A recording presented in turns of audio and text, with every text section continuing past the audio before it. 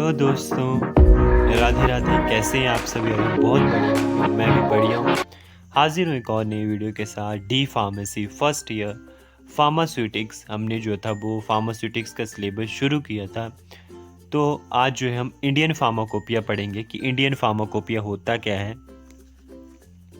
Pharmacopoeia के बारे में हमने पढ़ा था कि फार्माकोपिया क्या होता है। आज हम इंडियन फार्माकोपिया के बारे में पढ़ेंगे।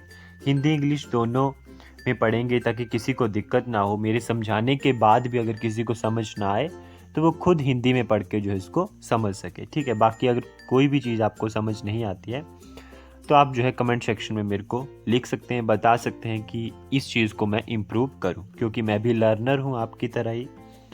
तो स्टार्ट करते हैं। हिस्ट्री।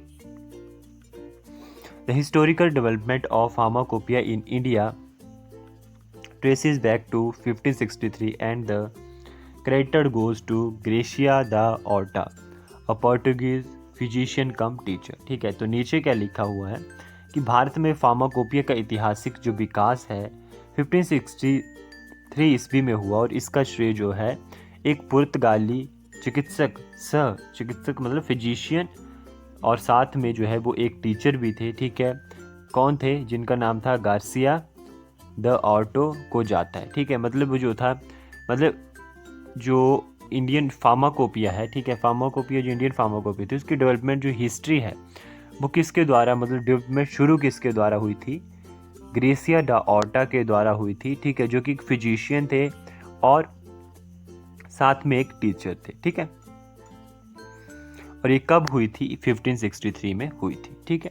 उसके बाद आते हैं the idea of indigenous Indian pharmacopoeia was conceived in 1837 which bores fruits in 1841 in the shape of Bengal pharmacopoeia and conspectus of drugs, ठीक है। तो जो आइडिया था इंडिजीनियस का मतलब क्या होता है? स्वदेशी, ठीक है। स्वदेशी जो इंडियन फार्माकोपिया है उसका जो आइडिया था वो कब आया था? 1837 में आया था। और जो मतलब फला फूला था, मतलब बोर फ्रूट्स का मतलब होता है फला फूला, 1841 किसके रूप में? बंगाल फार्माकोपिया और कंस्पेक्टस ऑफ द ड्रग। कंस्पेक्टस का मतलब होता है एक तरह से एक ब्रीफ समरी, ठीक है, या समरी ले सकते हो आप, या ब्रीफ यहाँ पे इन्होंने बताया है संदर्शिका, ठीक है। तो ये आपको समझना है, इसलिए मैं बता रहा हूँ कि ब्रीफ या समरी मतलब ड्रग्स की समरी के रूप में, और बंगाल फार्माकोपिया के रूप में जो था ये शेप में आया फला फूला, ठीक है। मतलब इसका आइडिया जो था वो 1837 में आया, लेकिन ये जो था मतलब फला फूला या मतलब इसका विकास जो शुरू हुआ बंगाल फार्माकोपिया के रूप में और समरी ऑफ ड्रग्स के रूप में वो कब हुआ? 1841 में। यही नीचे लिखा हुआ है कि स्वदेशी भारतीय फार्माकोपिया के विचार की कल्पना 1837 में की गई थी, जो 1841 में बंगाल फार्माकोपिया और औषधियों की संदर्शिका के रूप में फली फूली, ठीक है। 1901 का ये आगे है, ठीक है। उसके बाद हमारे पास आता है जी the Hindustani version in Bengali and Hindu of London pharmacopoeia was made available in India from 1901 onwards, ठीक है। तो जो हिंदुस्तानी वर्जन था इन बंगाली में, ठीक है, बंगाली में जो फार्माकोपिया आया इंडियन हमारे पास, और जो हिंदू था मतलब इन बंगाली में जो हिंदुस्तानी वर्जन था इन बंगाली एंड हिंदी और बंगाली में जो हिंदुस्तानी वर्जन था in Bengali and Hindi of London pharmacopoeia का, वो कब अवेलेबल हुआ इंडिया को? 1901 के बाद अवेलेबल हुआ। मतलब 1901 के बाद से लंदन फार्माकोपिया के बंगाली और हिंदी में हिंदुस्तानी संस्करण भारत में उपलब्ध कराया गया था, ठीक है। कब करवाया गया था? 1901 के बाद। The Indian pharmacopoeia list published in 1846 formed the seeding for the true official Indian pharmacopoeia published in 1955, ठीक है। तो इंडियन जो फार्माकोपिया लिस्ट थी वो कब पब्लिश्ड हुई थी? 1946 में पब्लिश्ड हुई, ठीक है। Form the seeding for the true official Indian pharmacopoeia published in 1955, मतलब 1946 में जो थी फार्माकोपिया लिस्ट जो थी वो पब्लिश्ड हुई, और जो ऑफिशियल इंडियन फार्माकोपिया था वो 1955 में पब्लिश्ड हुआ। ये बहुत सारे MCQs जो हैं वो पूछे जाते हैं, तो ये एग्ज़ाम में भी आते हैं। तो मैंने सोचा इसका एक अलग से जो है वीडियो बनाऊंगा MCQs की इसी के ऊपर, तो वो जल्दी आ जाएगी, आपको मिल जाएगी। तो यहाँ पे हम नीचे पढ़ सकते हैं कि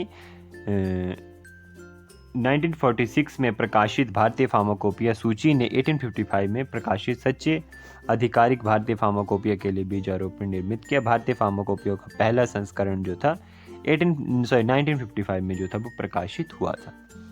आगे चलते हैं। The first edition of Indian pharmacopoeia was published in 1955 but actually the process was started as early as 1944।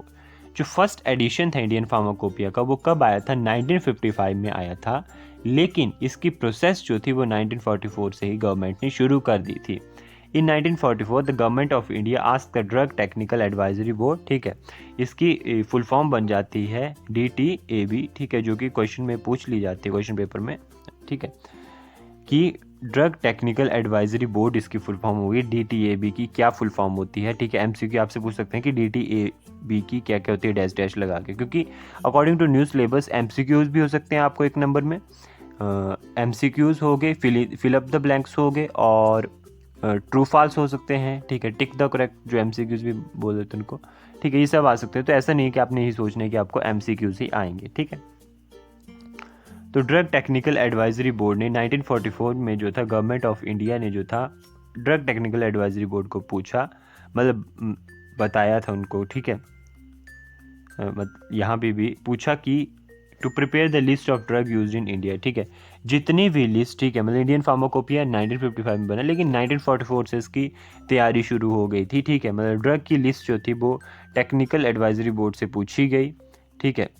यहाँ लिखा होगा कि 1940 भारत ने सरकार ने औषधि तकनीकी सलाहकार बोर्ड को भारत में उपयोग की जाने वाली औषधियों की सूची तैयार करने के लिए कहा, ठीक है, आस्क मतलब कहा गया था गवर्नमेंट ऑफ इंडिया ने, ठीक है, उनको क्या कहा कि वो जो है वो लिस्ट तैयार करें ड्रग्स की जो इंडिया में यूज़ हो रही हैं, having sufficient medicinal value. Medicinal value का मतलब है कि जिनका मतलब एक प्रॉपर रूप से मतलब प्रॉपर बेस से जो है जिनका यूज़ हो रहा है, ठीक है, मेडिसिनल वैल्यू ज़्यादा, मतलब जिनको बहुत ज़्यादा रूप में यूज़ किया जा रहा है, उन सब चीज़ों की, उन सब ड्रग्स की एक लिस्ट बनाई जाए, ठीक है, to justify their inclusion in official pharmacopoeia, ताकि उनका जो है मतलब 1944 से ही उनकी कर दी गई थी कि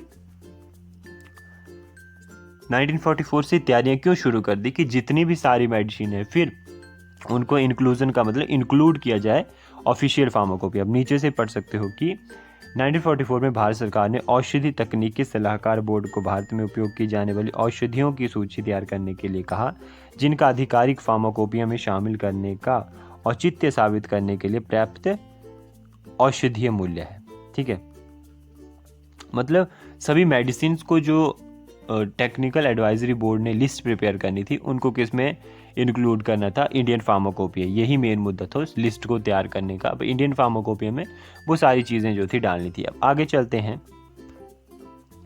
under drug and cosmetic act 1940, ठीक है, 1940 में एक जो ड्रग और कॉस्मेटिक्स एक्ट आया था। The Indian pharmacopoeia is an official book which contain the standard for drug and other related substance including the pharmacopoeia, ठीक है। तो एक स्टैंडर्ड बुक है। स्टैंडर्ड बुक का क्या मतलब होता है कि जिसको स्टैंडर्ड का मतलब एक तरह से होता है कि जिसको देख के दूसरी चीज़ बनाना, ठीक है, मतलब एक स्टैंडर्ड चीज़ है, ठीक है, उसी को देख के जो है आपने क्या करना है, दूसरी चीज़ तैयार करनी हो, वो होता है स्टैंडर्ड, मतलब एक मापदंड जिसको आप बोल सकते हैं, या मानक या मापदंड, आप कुछ भी बोल सकते हो, मानक बोल लीजिए या मापदंड बोल सकते हो आप इसको, ठीक है। स्टैंडर्ड कहाँ गए, ये इसको मानक बोल लीजिए, मापदंड एक तरह से, ठीक है, मतलब उसको फॉलो करके, उस स्टैंडर्ड को फॉलो करके आपने कोई चीज़ बनाना, ठीक है। तो ये था।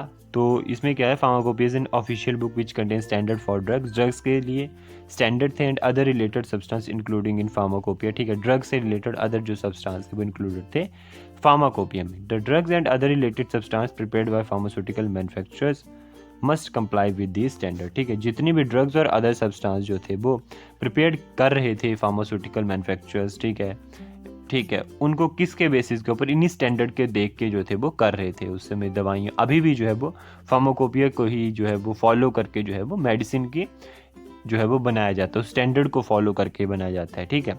यही है कि औषधि और सौंदर्य प्रसाधन अधिनियम 1940 के तहत भारतीय फार्माकोपिया एक आधिकारिक किताब है, मतलब एक ऑफिशियल बुक है, जिसमें फार्माकोपिया में शामिल औषधि और अन्य संबंधित पदार्थों के मानक शामिल हैं, मतलब स्टैंडर्ड शामिल हैं। भेषज निर्माताओं द्वारा तैयार औषधि और अन्य संबंधित पदार्थ को इन मानकों का पालन करना चाहिए। मतलब इन्हीं मानकों के पालन से, मतलब इन्हीं स्टैंडर्ड को फॉलो करके जो है वो फार्मास्यूटिकल मैन्युफैक्चरर जो है दवाइयाँ बनाते हैं, ठीक है, ड्रग्स को तैयार करते हैं। उसके बाद हमारे पास आ जाता है कि first official pharmacopoeia was appeared in 1868 में जो थी वो फर्स्ट फार्माकोपियल जो इंडियन फार्माकोपिया थी, ठीक है, ऑफिशियल इंडियन फार्माकोपिया जो थी वो अपीयर्ड हुई थी 1868 में, जिसको एडिटेड किसने किया था? By Edward John Waring. पहली आधिकारिक आईपी 1868 में सामने आया था, जिसे एडवर्ड जॉन वेरिंग द्वारा संपादित किया गया था। नेक्स्ट आता है pre independence day BP was used in India. Bharat में आज़ादी से पहले बीपी मतलब ब्रिटिश फार्माकोपिया, जिसके बारे में हम आगे पढ़ेंगे, ब्रिटिश फार्माकोपिया का इस्तेमाल होता था, ठीक है। The colonial addendum of BP 1898 was published in 1900। colonial addendum का मतलब क्या होता है? एक आइटम्स मतलब कुछ चीज़ों की एडिशन करना। मान लो कि एक बुक बनी, ठीक है, उसमें 10 रेसिपीज़ लिख दी। एग्जांपल दे रहा हूँ मैं आपको, 10 खाने की रेसिपीज़ क्या कर दी, एक बुक है जिसमें 10 खाने की रेसिपीज़ लिख दी, ठीक है। अब जो शेफ़ है वहाँ का, उसको लगा कि ये जो 10 खाने की रेसिपीज़ हैं इनको बढ़ा के 12 कर सकते हैं, ठीक है। या जो पीछे हमने आलू डाला था किसी रेसिपी में, उसकी जगह हम प्याज डाल सकते हैं या टमाटर डाल सकते हैं या कुछ और डाल सकते हैं सब्जी। तो वो क्या करेगा, एक और बुक छापेगा, ठीक है, सेम। लेकिन उस बुक में वो क्या करेगा कि अब जो आलू की जगह उस प्याज को लिखेगा, 2-3 रेसिपीज़ और बढ़ाएगा। सेम वही होता है कि अडेंडम का मतलब होता है कि किन्हीं चीज़ों को ऐड करना, मतलब आइटम्स को एडिशन करना, ठीक है, ये उनको करेक्ट करना है, क्लेरिफाई करके जो है एक सप्लीमेंट मतलब समथिंग एक नई जो है वो तैयार करना, मतलब नई चीज़ें ऐड करना। जब एक और एडिशन आएगा तो उसमें वो अडेंडम जो है मतलब जो तैयार की गई होगी बुक, उसमें जो है वो चीज़ें और क्लियर होंगी। मतलब अडेंडम का मतलब होता है कि एडिशन करना, आपने किसी बुक में एडिशन कर रहे हो आप, ठीक है। तो addendum of BP 1898 was published in 1900, appeared as government of Indian edition 1901। ये होगा यहाँ पे जो है वो मिसप्रिंट हो गया। तो बीपी 1898 का औपनिवेशिक परिशिष्ट 1900 में प्रकाशित हुआ था, ठीक है। उसका अर्थ है 1946 government of India issued one list known as Indian pharmacopoeia list. 1946 में जो थी गवर्नमेंट ऑफ इंडिया ने इशू की थी, क्या, एक लिस्ट इशूड की थी जिसको बोला इंडियन फार्माकोपिया लिस्ट। ये भी एमसीक्यूज में पूछ सकते हैं आपसे। Committee under chairmanship of sir Ramnath Chopra along with other 9 member prepared the Indian pharmacopoeia list, ठीक है। तो जो कमेटी थी under chairmanship of sir Ramnath Chopra के जो थे अंडर जो थी 9 मेंबर्स और थे जिन्होंने इंडियन फार्माकोपिया लिस्ट तैयार की। तो 1946 में भारत सरकार ने एक सूची जारी की थी जिसे भारतीय फार्माकोपिया सूची के रूप में जाना जाता है। सर RN चोपड़ा की अध्यक्षता में समिति के अन्य 9 सदस्यों के साथ द इंडियन फार्माकोपिया लिस्ट जो थी वो तैयार की गई थी। अगर मेरी बोलना समझ नहीं आ रहा है इसलिए मैंने आपको हिंदी में भी किया है कि आप हिंदी पढ़ के जो इस चीज़ को ट्रांसलेट कर सकते हैं। बाकी मैं पूरी कोशिश करता हूँ कि मेरा बोला समझ आ जाए। उसका अर्थ है it was prepared by the department of health government of India 1946 में। इंडियन फार्माकोपिया लिस्ट जो थी 1946 में health department of health government of India Delhi के द्वारा जो थी प्रिपेयर की गई थी। उसके बाद 1948 government of India appointed an IP committee for preparing pharmacopoeia of India. India की फार्माकोपिया को प्रिपेयर करने के लिए एक कमेटी बनाई। कमेटी की प्रिपरेशन कब हुई थी? 1948। उस इंडियन फार्माकोपिया की जो है वो इंडियन फार्माकोपिया की प्रिपरेशन के लिए कमेटी बैठाई जो कि 1948 में बनाई गई थी। और वो कितने सालों तक के लिए थी? 5 सालों तक के लिए थी। और उसके चेयरमैनशिप किसके हाथों थी? किसके चेयरमैन बनाया गया था उसको? किसके अध्यक्षता के अंडर वो कमेटी थी? डॉक्टर BN घोष, ठीक है। तो इनका नाम भी याद रखने भी MCQ में पूछ लिया जाता है। सेम नीचे भी है कि 1948 में भारत सरकार ने डॉक्टर VN घोष की अध्यक्षता में 5 वर्षों की अवधि के लिए भारत का फार्माकोपिया तैयार करने के लिए एक IP समिति जो थी वो नियुक्त की थी। तो यही था इंडियन फार्माकोपिया। जल्द ही हम फर्स्ट एंड सेकंड एडिशन के साथ फिर से मिलेंगे और शायद MCQs के साथ भी जल्द ही मिलें। तो थैंक यू दोस्तों, Radhe Radhe, take care, bye bye, see you. और कोई गलती होती है तो आप कमेंट सेक्शन में बता दीजिए, उसको इम्प्रूव करने के लिए मैं पूरा जो है वो प्रयास करूँगा। Thank you.